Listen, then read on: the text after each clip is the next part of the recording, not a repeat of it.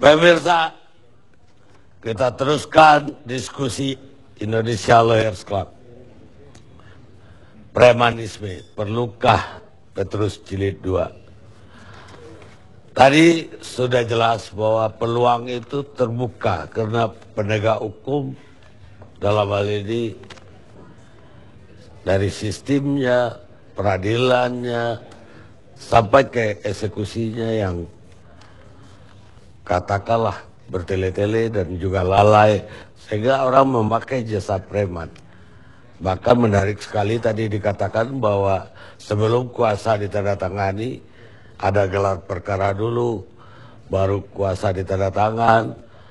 Tapi tidak hanya itu pemirsa, premanisme itu sudah berkembang ke segenap penjuru, dan itu juga bisa berbentuk ormas, berbentuk macam-macam. Dan bahkan di daerah-daerah pertambangan, premanisme itu jauh lebih hebat lagi.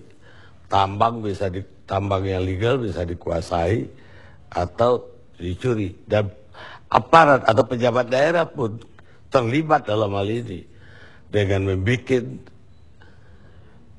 KPKP yang overlap, izin tambang yang overlap antara dua pengusaha, ternyata punya tambang yang sama, sehingga dua-duanya juga perlu preman. Dan bahkan sampai ke pelosok-pelosok tanah air. Baru saja juga Presiden memerintahkan supaya preman di laut pun ditertibkan. Saya nggak tahu lagi siapa yang harus menertibkan. Apakah TNI Angkatan Laut mau dikerahkan atau polisi airut yang dikerahkan, saya tidak tahu. Tapi kita saksikan bagaimana preman berpraktek di pertambangan.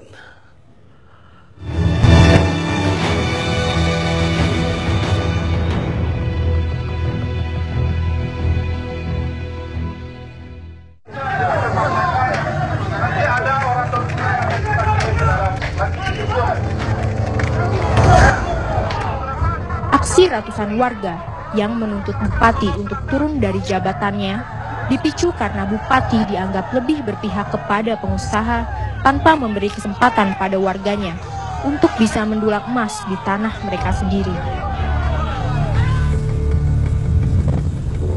Maraknya penambangan liar sejak tahun 2010 lalu sebenarnya sudah jadi perhatian khusus bagi pemerintah Kabupaten Solok Selatan.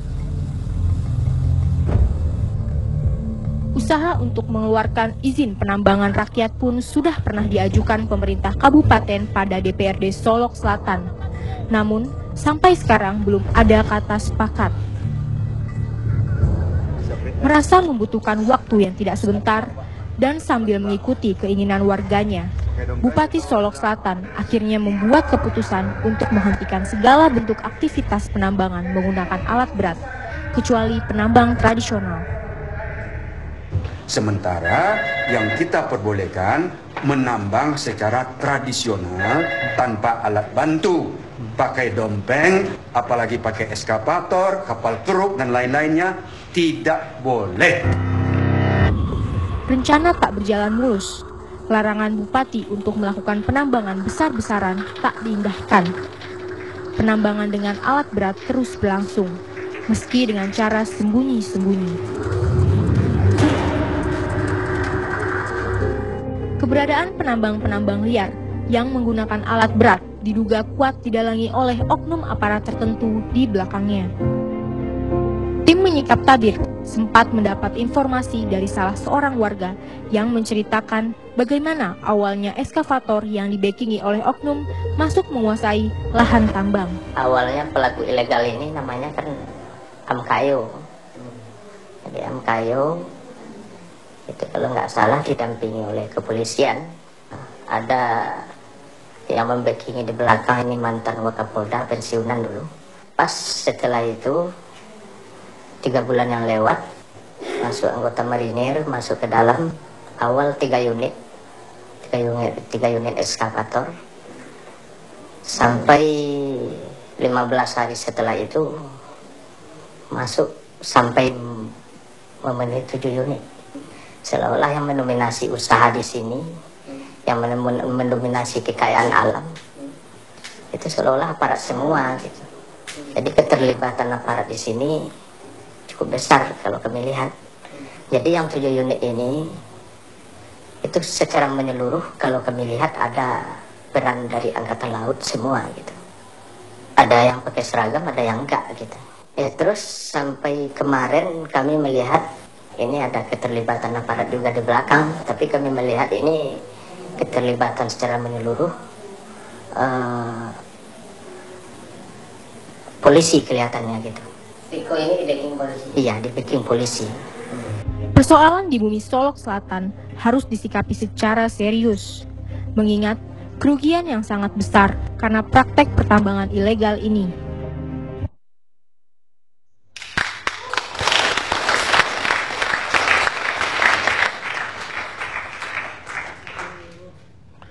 Pemirsa, dari tayangan pendek tadi jelas bahwa premanisme itu melebar atau meruyak bukan hanya di kalangan sipil, juga aparat terlibat dan jadi preman juga, walaupun aparat. Saya ingin dari Pak Bupati, apa yang terjadi di daerah Bapak sebenarnya?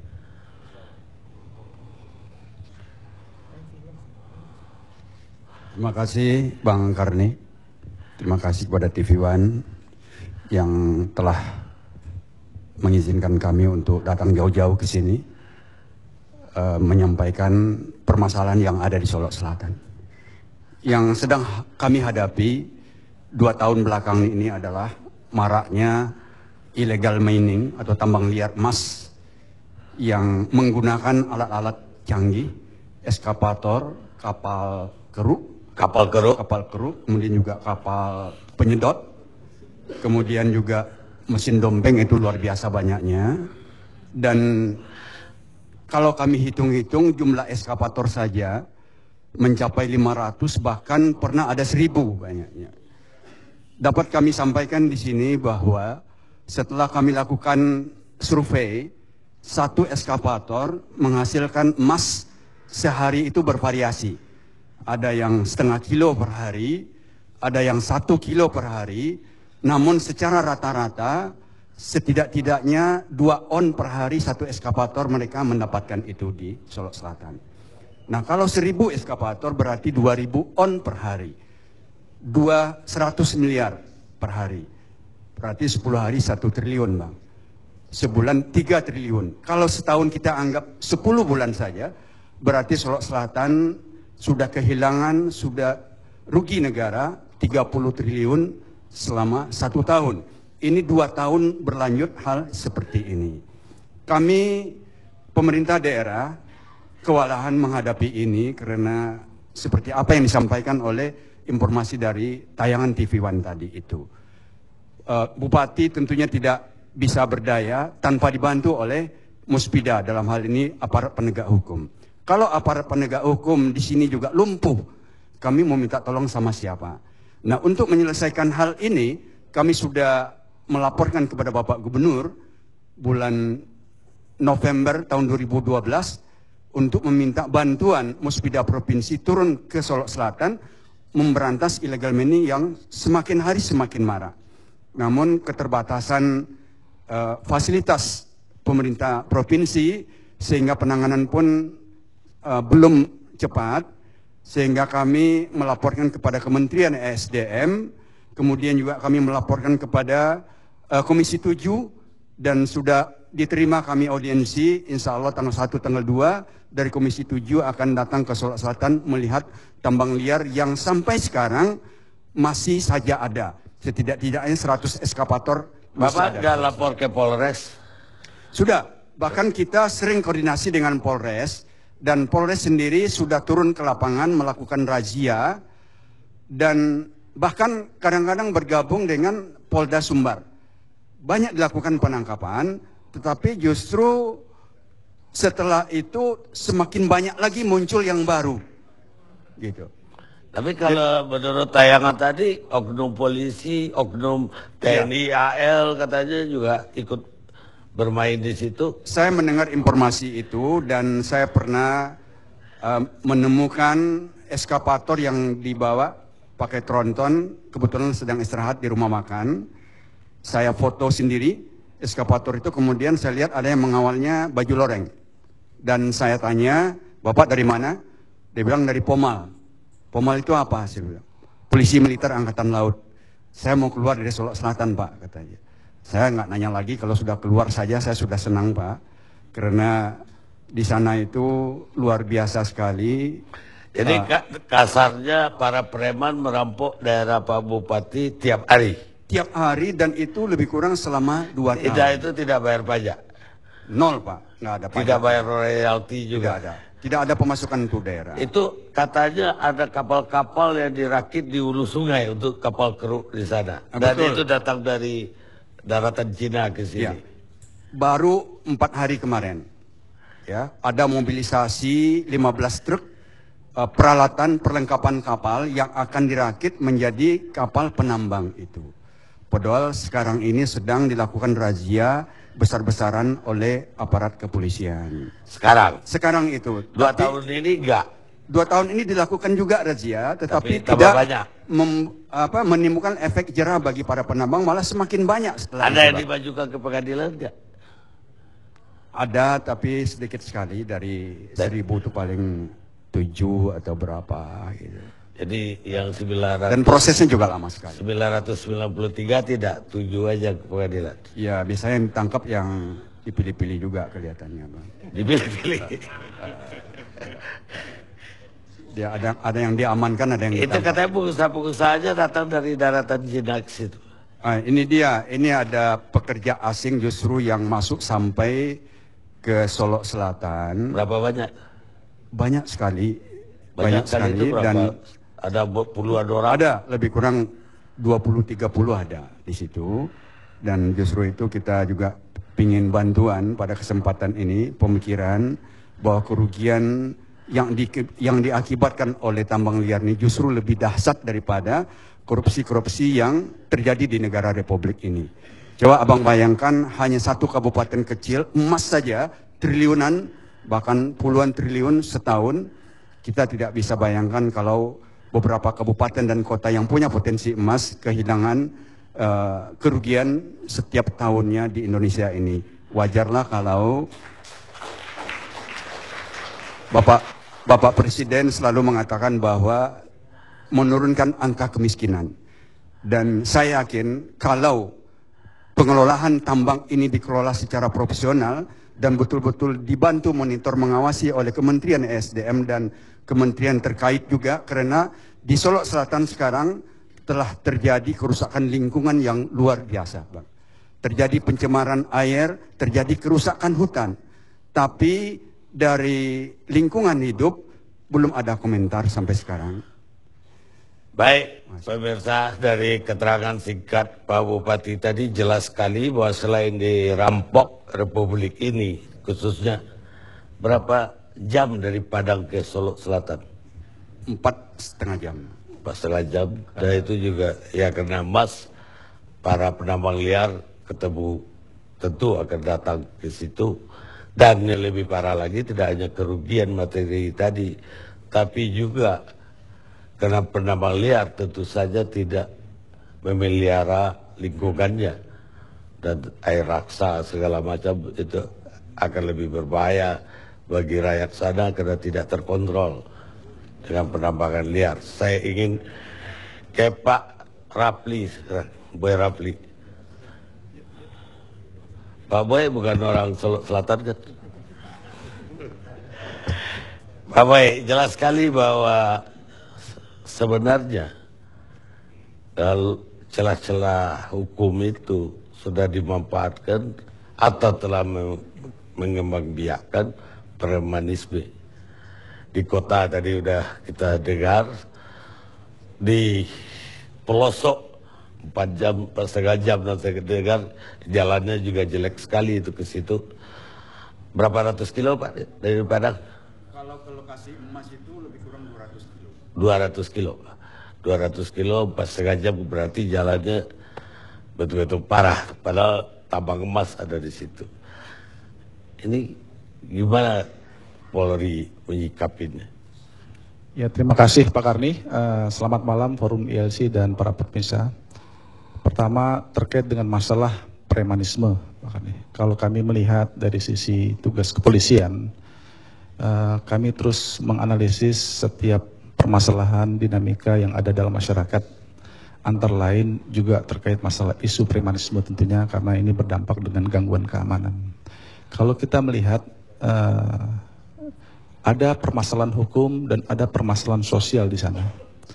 Permasalahan hukum, kalau kita lihat, kita juga mengetahui bahwa yang kita kategorikan sebagai premanisme atau katakanlah merupakan wujud stigma atau labeling dari masyarakat terhadap perilaku yang menyimpang, baik itu norma, etika ataupun hukum yang ada di negara kita, bervariasi. Mulai dari tindak pidana yang sifatnya ringan sampai yang terberat, katakanlah melakukan pembunuhan.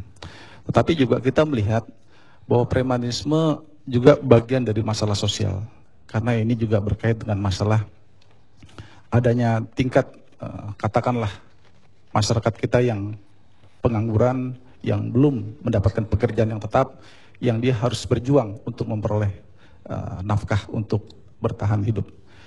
Dua masalah ini memang pendekatannya kita lihat berbeda. Masalah yang berkaitan dengan hukum, kita tentu sepakat sebagai negara yang berdasarkan hukum, kita harus kedepankan hukum, melakukan proses penegakan hukum secara proporsional kepada para pelanggar hukum, termasuk jika itu dikategorikan sebagai premanisme. Namun demikian juga kita sebenarnya harus berupaya, bangsa kita ini harus berupaya membangun kesadaran hukum masyarakat kita. Karena hanya dengan menegakkan hukum, tentu tanpa berupaya untuk membangun kesadaran hukum, tentu ini sesuatu yang tidak fair. Artinya masyarakat kita sendiri masih banyak yang belum melek hukum. Ini suatu tantangan tersendiri bagi kita. Jadi kita punya hukum, kita ingin tegakkan, tapi sebenarnya kesadaran hukum masyarakat kita masih belum cukup baik. Oleh karena itu menjadi suatu tantangan bagi kita, bagaimana membangun kesadaran hukum masyarakat. Karena kalau menghadapkan premanisme hanya dengan tugas kepolisian, sebenarnya itu kalau kita hanya berbicara di hilir saja. Kita harus berpikir di hulu, kita harus melihat permasalahan, akar masalah, mengapa sebenarnya mereka dikategorikan sebagai premanisme.